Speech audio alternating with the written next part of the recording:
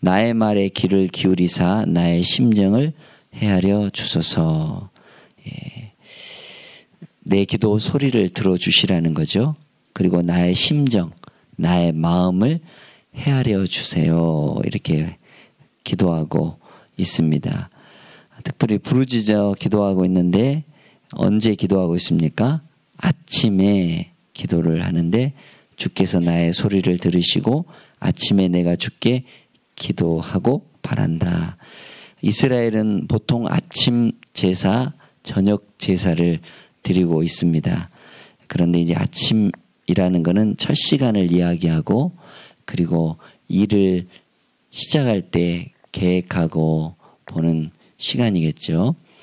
보통 군에서는 아침에 되면 이렇게 이 상관이 보고를 받지 않습니까? 또 우리 문재인 대통령 같은 경우도 아침에 일어나면 그날 해야 할 일 또 이렇게 보고를 받지 않습니까? 아침에 이렇게 하나님 앞에 기도 드린다는 것이 너무나 귀한 일인데 아마 이 아침이라는 것은 첫 시간인 것 같습니다. 우리 같으면 이 새벽 시간을 이야기할 겁니다. 어렸을 적에는 교회에 이렇게 타종 소리가 들렸죠. 새벽 한 4시 반 정도 되면 어김없이 땡그랑 하고 타종 소리가 들렸는데 이런 좋은 전통이 이제 많이 사라지고 이렇게 종소리가 많이 들려지지 않습니다. 예, 그죠? 자, 그런데 이제 저기 화순에 그 시골에서 목회했던 소광석 목사님이 계신데 지금은 저기 분당 세해den교회 큰 교회에서 목회를 하시죠. 근데 화순에서 이렇게 아주 시골에서 전도사 시절에 목회를 하는데 그 옆에 이렇게 절이 있는데 본인은 한 4시 한 반 정도에 일어나서 이렇게 새벽기도 가려고 이렇게 보면 어김없이 한 3시 정도에서부터 이렇게 막 그 불경 소리가 나고 그러니까 야, 이 사람들 대단하다 그러면서 거짓신인 이런 불자들도 새벽 3시에 일어나서 기도를 하는데 이것보다 더 느리면 안 되겠다. 그래가지고 본인은 한 2시부터 일어나가지고 기도를 했다라는 겁니다. 한 달 정도 이렇게 기도를 하는데 새벽 2시에 일어나는 게 보통 일이 아니죠. 근데 이제 알고 봤더니 이 절에서 녹음기를 틀어가지고 이렇게 2시에 이렇게 하더라는 거예요.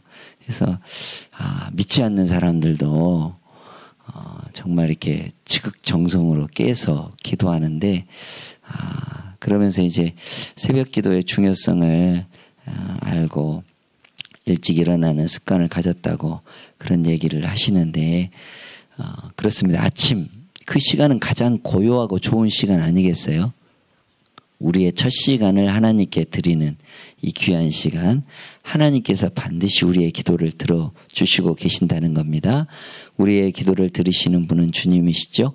졸지도 않으시고 주무시지도 않으시고 늘 깨어서 우리의 기도에 귀 기울이고 계신다는 사실을 이 1절의 3절은 호소입니다. 간구입니다.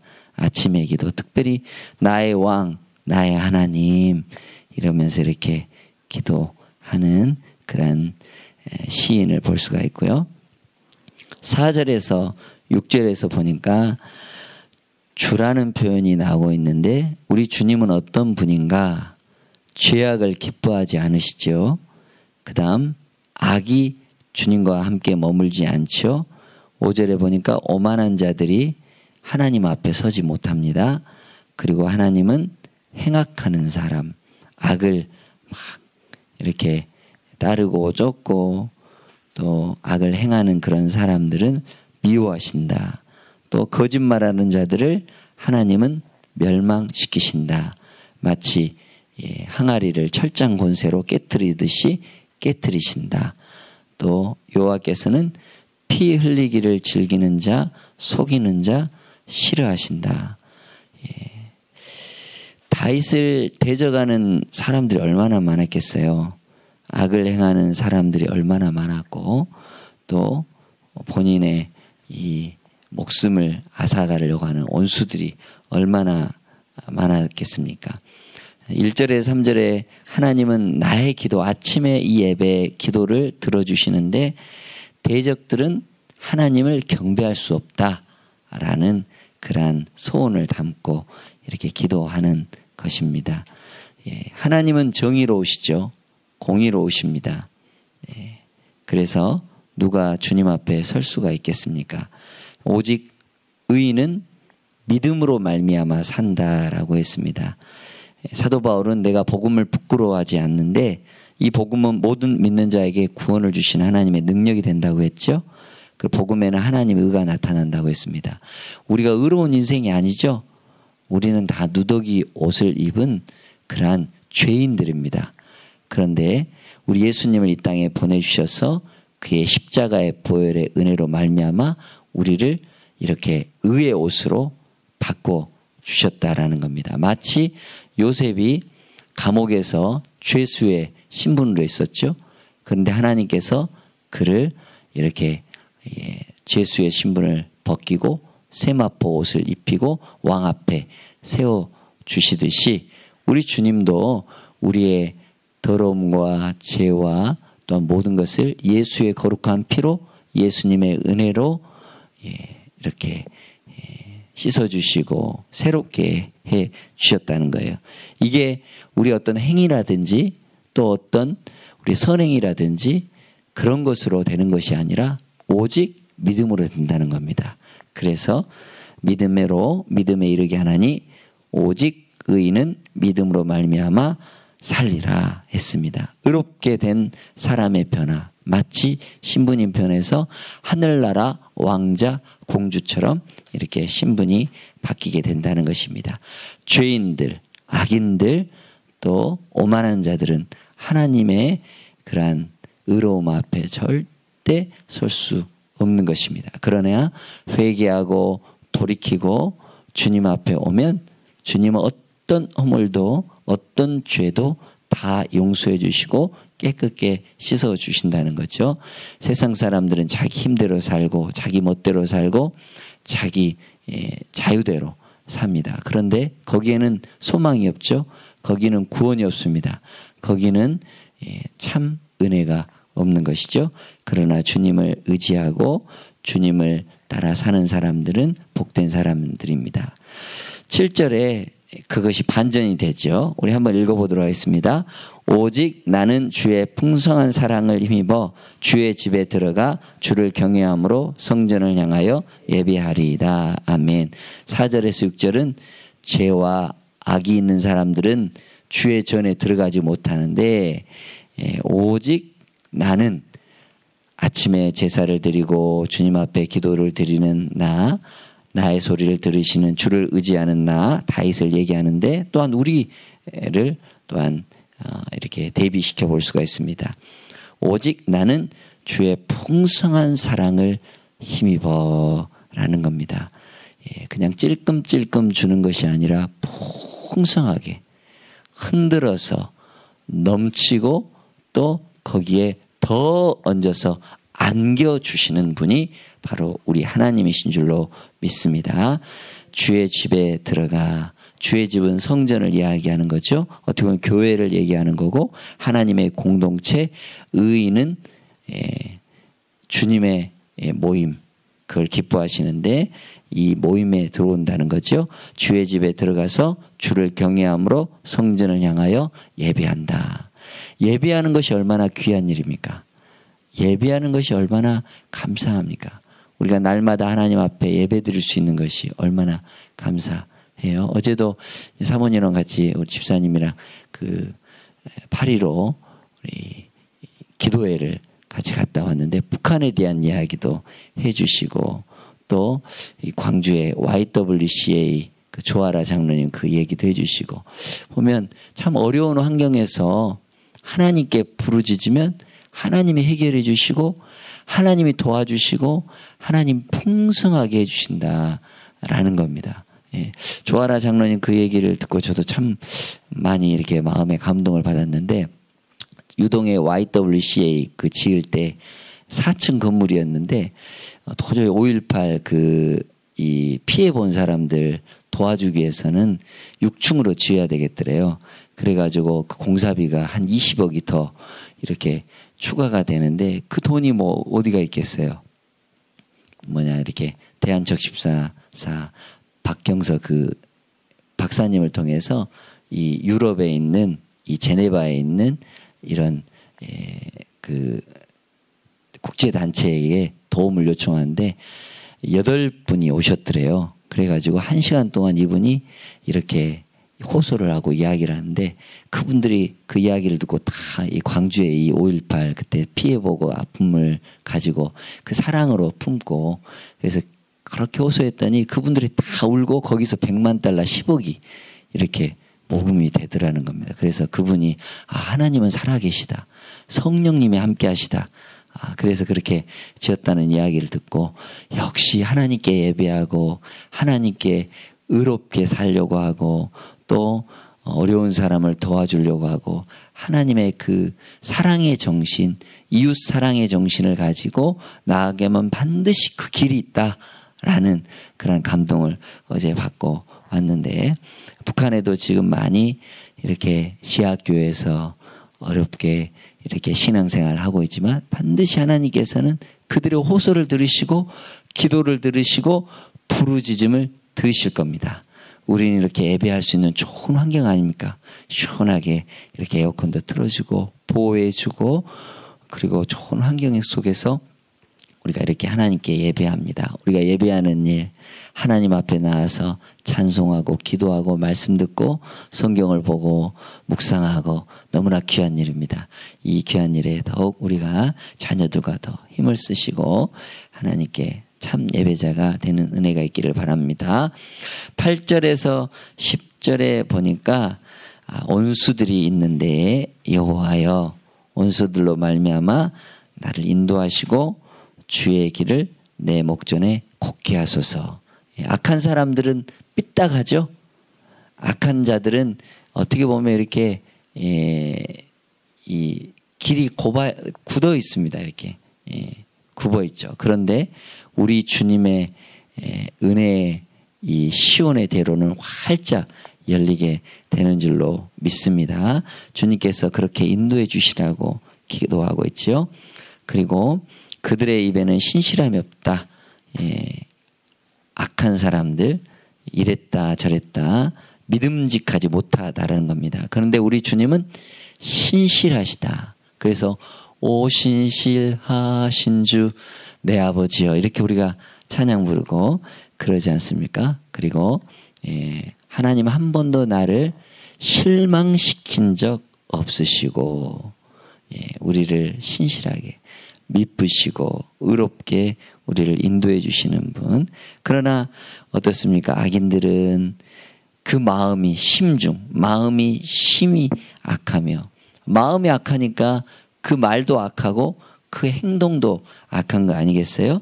그리고 목구멍은 열린 무덤 같다. 여러분들 무덤이 열려 있다고 생각해 보십시오. 얼마나 이거 볼상사납고 또 이렇게 무섭겠습니까? 여러분들 공동묘지 같은데 이렇게 무덤이 막 열려 있다고 생각해 보세요. 추하고 얼마나 그러겠어요? 자, 그들은 이 목구멍은 열린 무덤 같다. 그들의 혀로는 아첨한다. 그래서 남의 비유나 잘 맞추려고 하고 그러는 거죠. 우리는 하나님 앞에 진실하고 정직하면 하나님이 지켜주시고 하나님 보호해 주셔서 반드시 우리는 담대하게 된다라는 겁니다. 그렇죠. 자, 그리고 10절에 하나님이 그들을 정죄하사 자기 꾀에 빠지게 하시고 그 많은 허물로 말미암아 그들을 쫓아내소서. 그들이 주를 배역합니다. 쉽게 말하면 우리가 8절에서 10절은 하나님의 인도를 구하는 기도가 될 것입니다. 여기에 함정에 빠지지 않고 또한 이 사람들의 어떤 그런 죄악에 물들지 않고 그들과 같이 짝하지 않고 그들의 어떤 이 악함으로부터 우리를 건져 달라고 하시는 이 시인의 기도입니다. 우리 11절, 12절은 이제 결론적으로 볼 수 있는데 의인에게 하나님을 의지하는 의인에게 주시는 축복에 대한 이런 말씀입니다. 자, 그러나 하면서 대조적이죠. 주께 피하는 모든 사람은 다 기뻐하며 주의 보호로 말미암아 영원히 기뻐 외치고 주의 이름을 사랑하는 자들은 주를 즐거워하리로다. 예. 특징이 뭡니까? 기뻐한다. 즐거워한다. 예. 하나님을 모신 사람은 이렇게 마음에 평안이 있다. 마음에 여유가 있다. 마음에 즐거움이 있다. 예. 기쁨이 있다. 왜요? 주님이 보호해 주시기 때문에 그러지 않겠습니까? 동네 못된 형들이 이렇게 있으면 엄마와 함께 이렇게 가면 어떻습니까? 보호를 받죠. 막 동네 형들이 이렇게 막 좀 나쁜 짓 하고 이렇게 해코지 하려고 해도 엄마가 이렇게 나와 손을 잡고 있으면 막 이렇게 해도 되지 않습니까? 우리 하나님이 나와 함께 손을 잡고 있기 때문에 주님이 나를 보호해 주시기 때문에 악한 원수가 나를 절대 건들지 못한다라는 겁니다. 이런 사람 얼마나 기쁘고 감사하고 즐거워하겠어요? 12절에 우리 같이 한번 읽어보십시다. 여호와여 주는 의인에게 복을 주시고 방패로 한같이 은혜로 그를 호위하시리로다. 아멘. 여호와여 주는 의인에게 복을 주시고 의로운 사람에게는 당연히 하나님께서 복을 주시고 하나님이 지켜주시고 인도해 주신다는 거예요. 미가서 7장 7절에 보니까 오직 나는 여호와를 우러러보며 나를 구원하시는 하나님을 바라보나니 나의 하나님이 나를 들으시리로다. 그리고 8절에 나의 대적이여 나로 인하여 기뻐하지 말지어다. 나는 엎드러질지라도 일어날 것이요 어두운 데 앉을지라도 여호와께서 나의 빛이 되어 주셨다. 할렐루야. 의인은 7번 넘어지더라도 8번째 다시 일어서는 것입니다. 의로운 사람에게는 참 소망이 있고 의로운 사람은 하나님이 늘 그 눈을 감찰하시고 보호해 주시고 거기에 관심이 있다라는 겁니다. 여기서 방패로 함같이라는 거는 영어로 shield인데 여러분들 이 마이크 선을 보면 이 안에는 이 조그만 선들이 있죠. 근데 어떻습니까? 감싸 안았지 않습니까? 이 피복으로 이렇게. 마찬가지로 우리 주님은 앞에만 방패가 되어 주시는 것이 아니라 좌우 뒤 다 이렇게 감싸 안아 주셔서 보호해 주신다는 거예요. 예? 화살이 어디로 날아올지 모르지 않습니까? 뒤에서 날아올지 또한 옆에서 날아올지. 앞에서 날아오는 화살은 이렇게 막을 수라도 있겠지만 뒤에서 날아오는 것, 옆에서 날아오는 것은. 그러나 우리 주님은 감싸 안아주시고 다 보호해 주시고 그래서 주의 그늘 아래 또한 주께서 이렇게 그 암탉이 병아리를 품듯이 다 안아주시고 보호해 주신다라는 것입니다. 그래서 은혜로 그를 호위하여 주신다라는 겁니다. 여호와는 나의 빛이 되신다. 나의 구원이시다. 내가 누구를 두려워하겠습니까? 여호와는 내 생명의 능력이시다. 내가 누구를 무서워하겠습니까? 여호와께서 환난 날에 나를 그 초막 속에 비밀히 지키시고 그 장막 은밀한 곳에 나를 숨기시며 바위 높은 곳에 두셨다라는 겁니다. 주님은 나의 보호자시고 나의 방패가 되어주시고 온수마귀가 사방에서 불화살을 쏘더라도 주님은 나의 방패가 되어주셔서 지켜주신다. 그래서 승리하게 해주신다라는 그런 말씀이 오늘 시편의 말씀입니다. 오늘 또 이 시편의 말씀을 더 이렇게 깊이 묵상하시고 하나님을 우러러보시고 하나님이 나를 높은 곳에 세워주시고 악한 자들을 멸하시고 악인들을 우리 곁에 두지 않고 우리 주님이 나와 함께 하심으로 항상 기쁨과 즐거움이 가득 있기를 축원합니다. 기도하겠습니다.